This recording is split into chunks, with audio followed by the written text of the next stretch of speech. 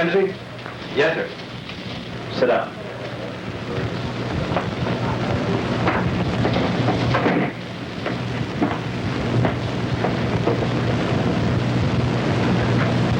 You've been here 5 seconds, and already you're in trouble. That wasn't a pigeon coop out front. I'm sorry, I didn't think that I would... You didn't think. Are you sure you want to get into the explosives business? Yes, sir. Hey, Jerry, show this guy about not thinking.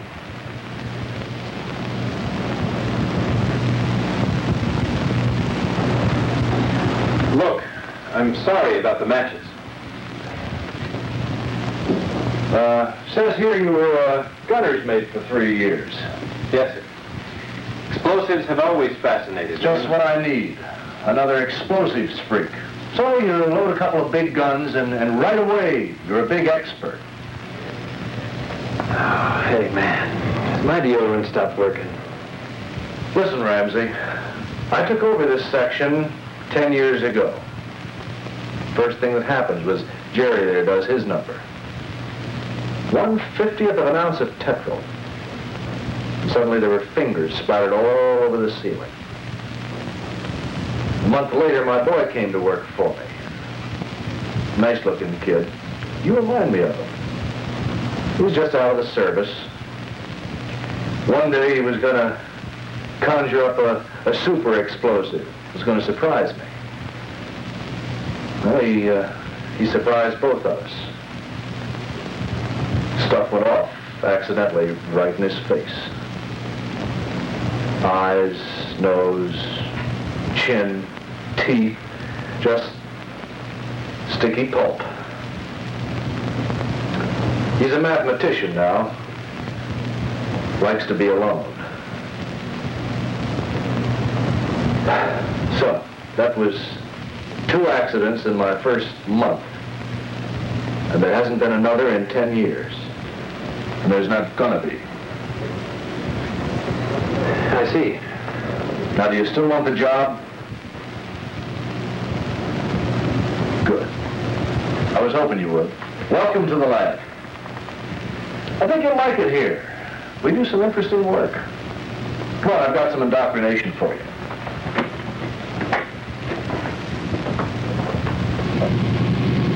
What I was trying to get across is that this is a heads-up kind of job. Takes all the brains and concentration you've got. Stuff we work with is dangerous. Dangerous as hell. But if you know what you're doing, you follow established procedures, you're actually safer handling explosives than you are right here in your own car. Pull in over there.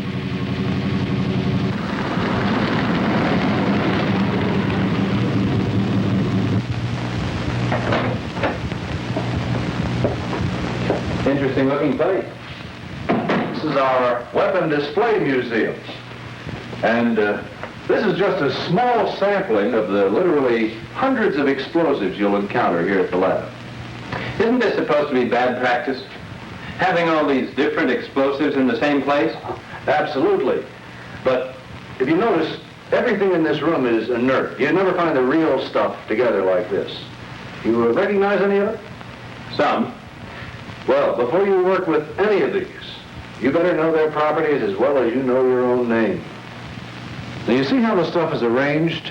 This represents the rough classification of explosives we work with. Propellants, pyrotechnics, primary high explosives, and secondary high explosives. But we try to preserve this segregation through transport and storage and handling and testing. Propellants are usually initiated by flame, and they're designed to burn rapidly. I'll show you how they work. Propellants create an immense volume of expanding gas to furnish thrust, or to hurl a projectile out of a gun barrel. A propellant's burning rate is governed by external factors, such as the degree of confinement.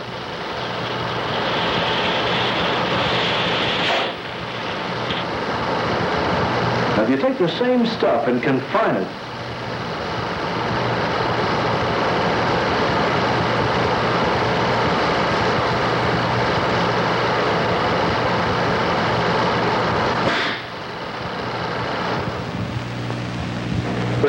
actually an explosion or just rapid burning?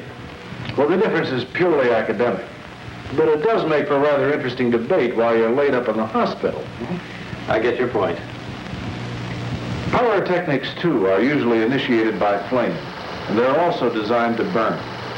They're used to conduct a flame, like that safety fuse, or to produce either smoke or light. They're useful for tactical camouflage, target marking, and illumination. Some of the pyros can also burn fast enough to be dangerous, so be very careful. Now, high explosives are designed to detonate, to blast and smash. The major difference between primary and secondary high explosives is sensitivity. How much energy does it take to set them off? Now, primaries are more sensitive, but they usually don't have the wallop of the secondaries. But don't get hung up on classifications, because some secondaries are very sensitive in certain ways, and some primaries are surprisingly insensitive. Like having a tall midget or a short giant? Something like that. Don't let classification alone determine your handling. Just treat every explosive as if your life depended on it. Lead azide and lead stiffnate are two of the more common primaries, and they're damn sensitive. So sensitive, in fact, that they're shipped and stored immersed in water until they're ready for use.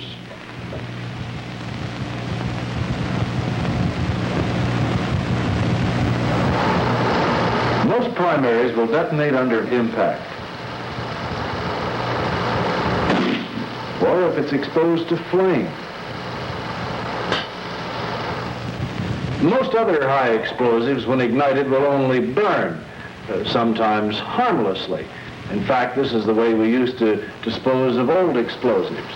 But now, of course, we're more concerned about pollution, so we're looking into new ways. But disposal is a pretty specialized job. It has its own set of hazards.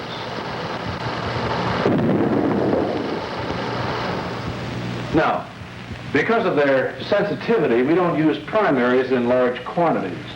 This is one of the more common forms we work with. It's called an electric detonator, and it's designed to trigger whatever secondary we're using for the main charge. A wire heated by electricity sets off an ignition mix, which in turn sets off a sensitive primary, like lead azide.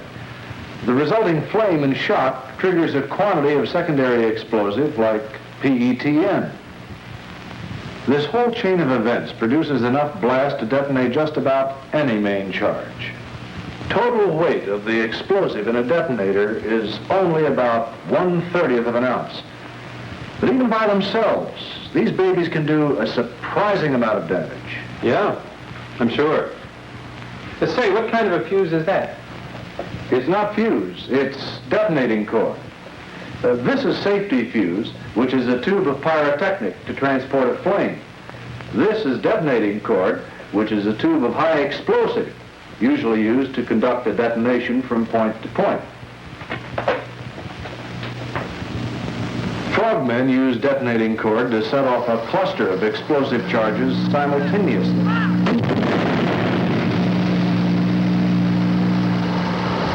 It's also useful all by itself.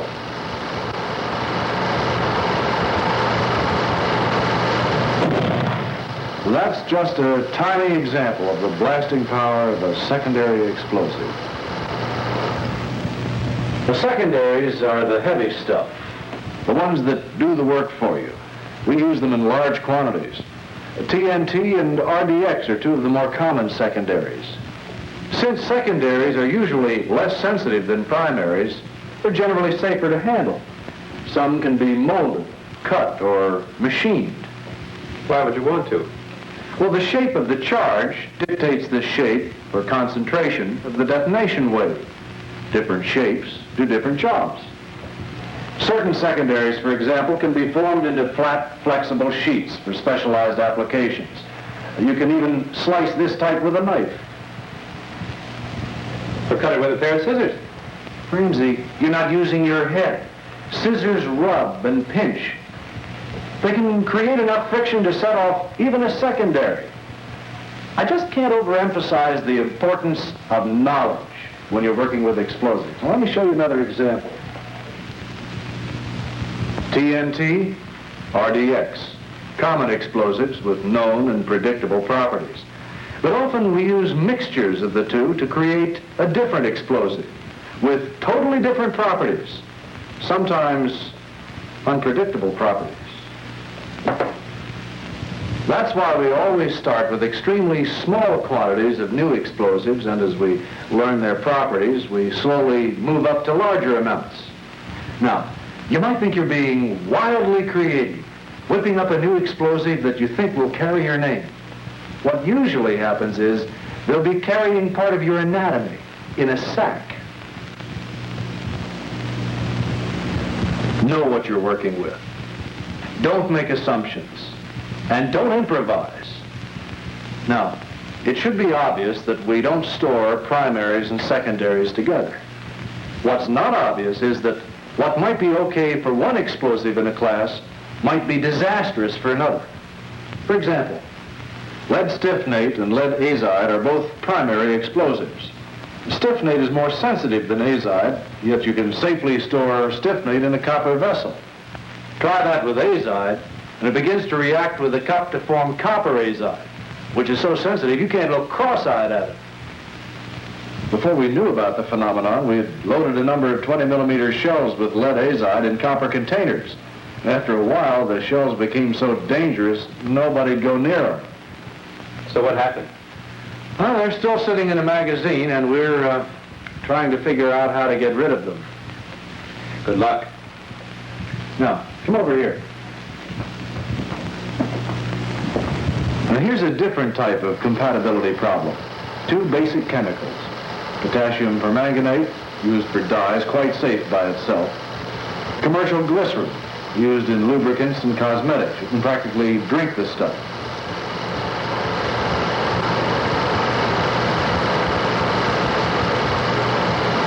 We put them together, and you've got trouble.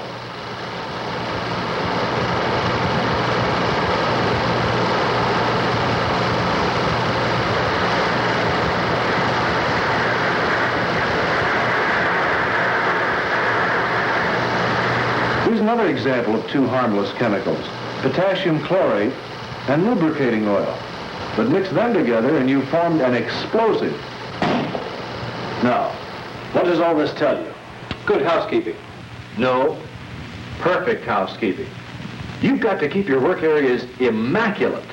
It's just too damn easy to insult an explosive, particularly a primary. Insult? But by insult, I mean accidental detonation. Insults lead to injury, serious injury. You see, explosives can be initiated from a variety of influences. Impact is one source. Now, nobody has to be told not to drop or clobber an explosive. Other sources sneak up in a variety of disguises. And an open flame is not really our biggest enemy. However, we do insist that matches and lighters be deposited away from an explosive's area. Now, some explosives can be detonated by mild friction. This is lead azide.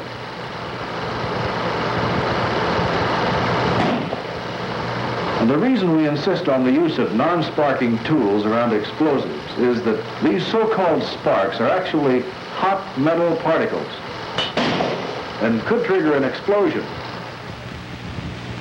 Probably the sneakiest source of accidental initiation, and also the most misunderstood, is static electricity.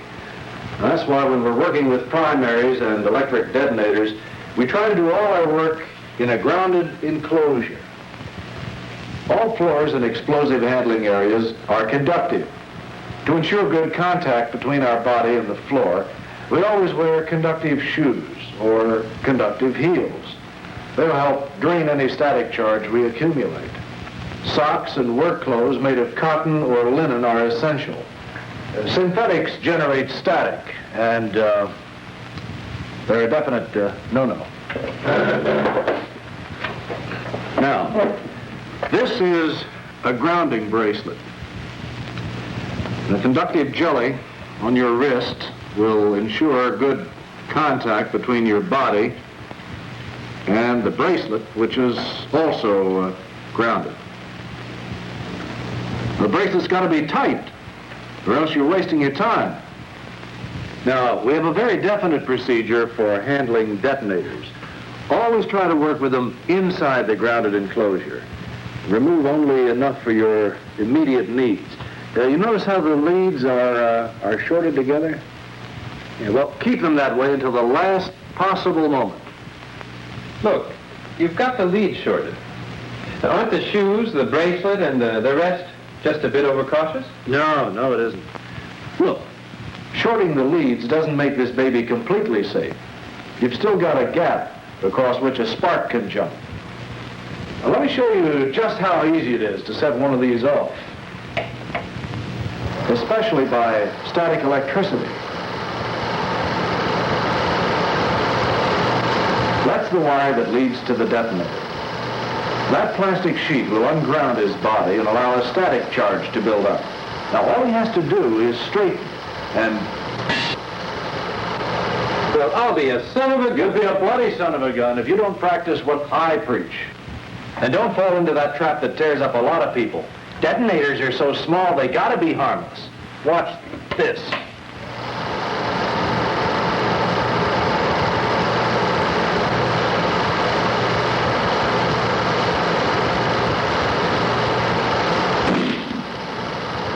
A lot of guys are getting hurt, and hurt badly, by that little 1/30th of an ounce.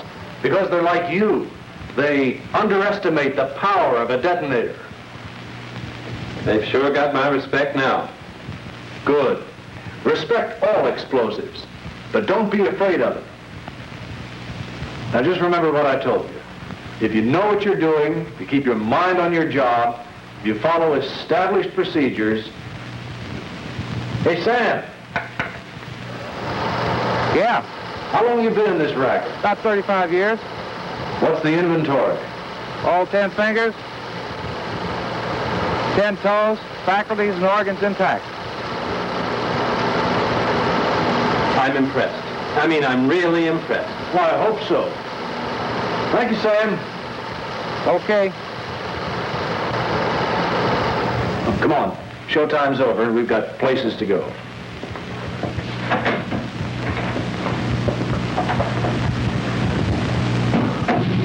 There are three distinct phases of explosive work here: storage, preparation, and testing.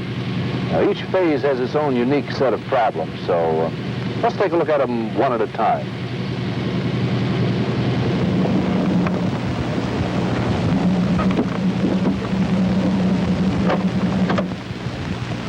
Now, explosive storage here at the lab is extremely well organized. Pyros, propellants, primaries, and secondaries are all stored separately in reinforced and secured magazines. Now, each explosive has a quantity distance factor assigned to it. Oh, I see. The larger the quantity, the greater the distance it's got to be stored from other explosives. And from people as well. The stuff is brought onto the station at the specific request of an engineer, and he's accountable for it. The man's name is on each item. When we order, we ask for only what we need for the immediate job. If the stuff hangs around too long without being used, it's disposed of. You don't want to be a pack rat with explosives.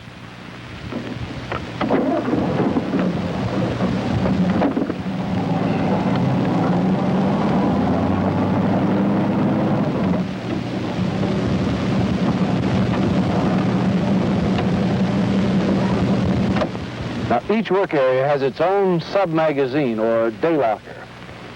The stuff is brought over from the main magazines in the morning for the day's work. And what's left over at the end of the day is returned to the main magazine at night. No explosives can be left in a work area overnight without special permission.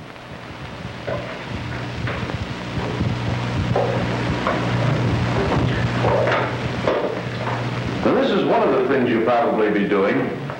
Notice the setup. Only small quantities of explosive, steel separators between the workstations, face shield in front, grounded work surface, conductive floor, non-static clothing, conductive shoes, grounding bracelet,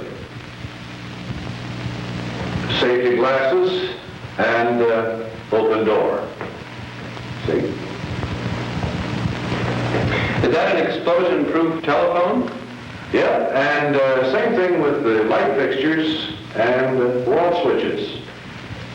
And more important, no one who works with explosives works alone, ever. If he's not in the same room, a co-worker must be at least within shouting distance. Okay.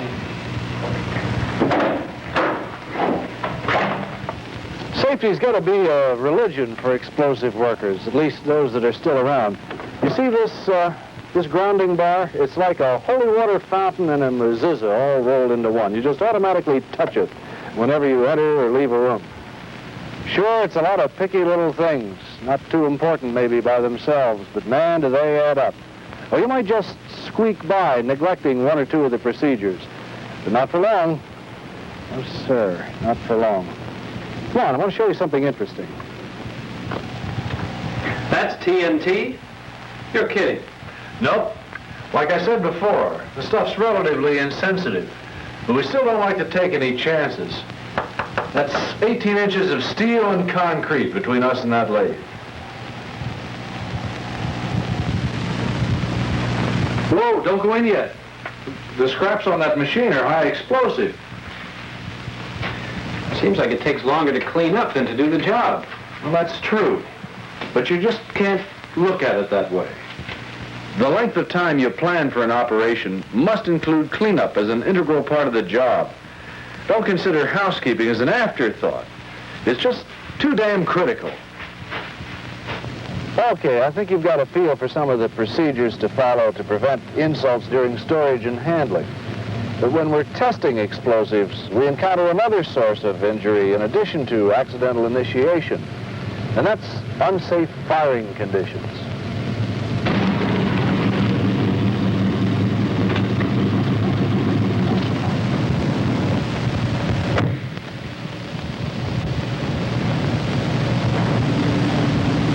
We generally fire our explosives inside, with our people either outside or in a separate enclosure. Now this is the control room for one of our explosive test chambers, and these men are in the chamber now preparing a charge. Okay, here's where we are. The firing chamber is lined with steel plate an inch thick. Behind that is a layer of wood as a shock absorber. And behind that is 24 inches of steel reinforced concrete. And we can safely fire up to 5 pounds of high explosives in here. 2 men, eh? Oh, always. Well, watch how they connect the detonator. Now he keeps the detonator covered until he's ready to arm the charge. Then the second man leaves. Even if it goes off prematurely, it can't do much damage.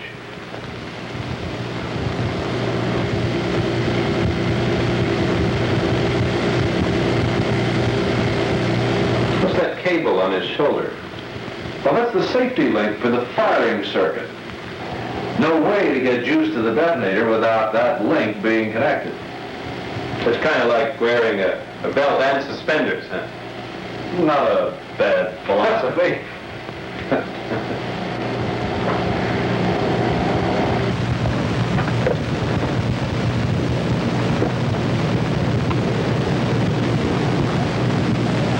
I guess it all boils down to this.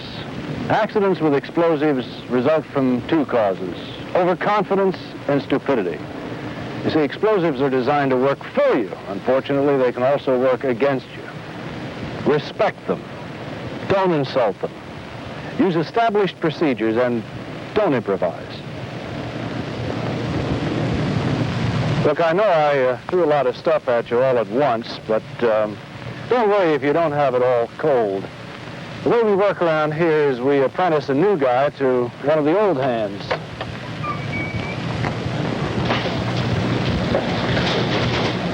You're going to be working with Jerry until you learn the ropes, so go ahead and get acquainted.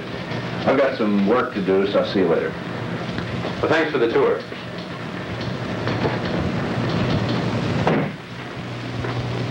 Sit down, Bill. I'll be with you in a minute.